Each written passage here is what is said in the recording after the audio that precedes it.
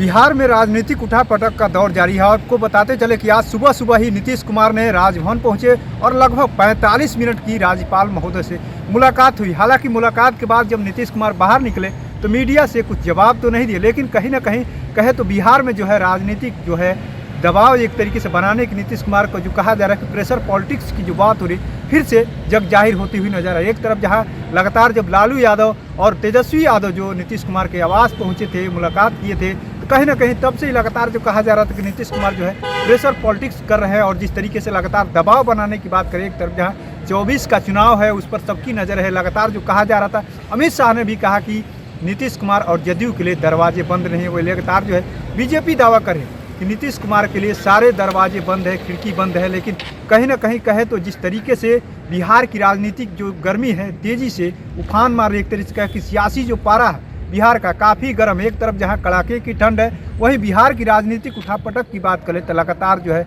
एक तरीके से कहा जा रहा है कि नीतीश कुमार हमेशा जो है अपने फैसले लेने के लिए जाने जाते हैं, कब किस तरफ चले जाएंगे, किस ओर चले जाएंगे, किधर पलटी, एक तरीके से कहे कि किधर जो गठबंधन तोड़ देंगे, गठबंधन बना लेंगे, कहीं से भी कहा नहीं जा सकता कब किधर जा सकते। लेकिन आपको बताते चले कि सबसे बड़ी बात यह है कि जिस तरीके से अयोध्या में रामलला का मंदिर का प्राण प्रतिष्ठा हुआ, उसके अगले दिन आखिर में क्या इसका मायने निकाला जाए। एक तरफ जहाँ लगातार जो है अलग अलग दल के जो नेता है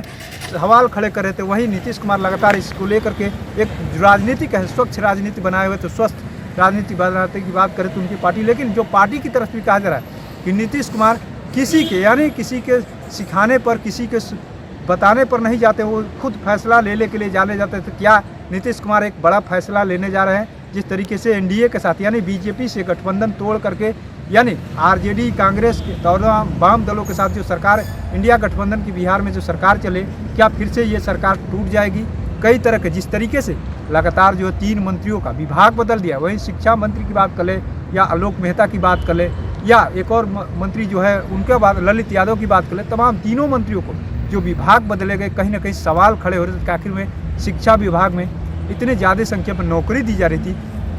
तो आखिर में विभाग बदलना जरूरी क्यों था। आलोक मेहता राजस्व विभाग में काम कर रहे थे, तो आखिर में उनको शिक्षा विभाग क्यों लाया गया, आखिर में क्या दबाव बनाया गया। जिस तरीके से लगातार जो शिक्षा मंत्री भी बयान देते रहते थे और जदयू के लोग उस बयान का पलटवार भी कर रहे थे, तो कहीं ना कहीं सरकार में रहते हुए भी सरकार के खिलाफ बोलना क्या उस तरीके से, या जो सीट की बातें हो रही है कि 16 सीट से कम नहीं लेंगे, जदयू की तरफ से लगातार ये दावा किया जा रहा है, 16 सीट को लेकर के दावा किया जा रहा है कि 16 सीट लेंगे, क्या उसकी बात हो रही है, क्या 16 सीट जदयू दबाव बना रहे सीटों को लेकर के। जिस तरीके से अंदर खाने से ये भी बातें चल रही थी कि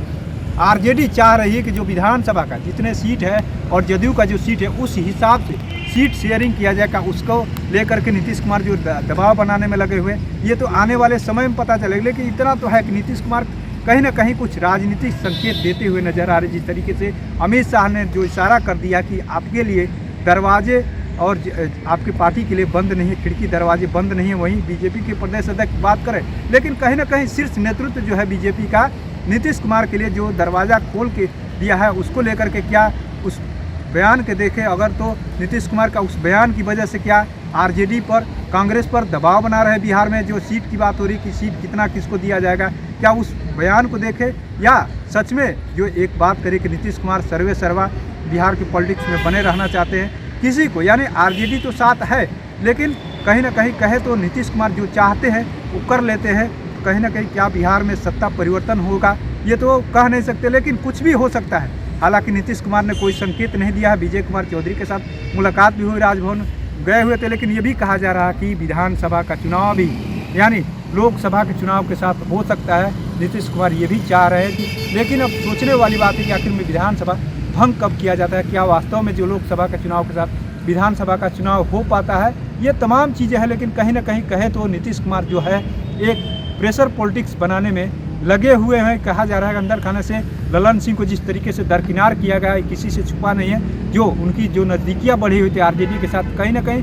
अब ललन सिंह को आउट करने के बाद नीतीश कुमार फिर से अब आरजेडी पर सीधे यानी इनडायरेक्ट कह ले तो आरजेडी पर हमला बोलने में लगे हुए। लगातार जो है आरजेडी के 3 मंत्रियों का प्रभार बदला गया, उसके बाद से सीट की बातें हो रही है कि 16 से कम नहीं लेंगे। आने वाले समय में सब कुछ खुल के चला आएगा, लेकिन इतना तो है कि नीतीश कुमार यानी फिर से राजभवन पर राज्यपाल महोदय से मुलाकात करके बिहार का सियासी पारा जो है गर्म कर दिया है। अब देखने वाली बात ये होगी कि आने वाले समय में नीतीश कुमार क्या कुछ फैसला लेते हैं।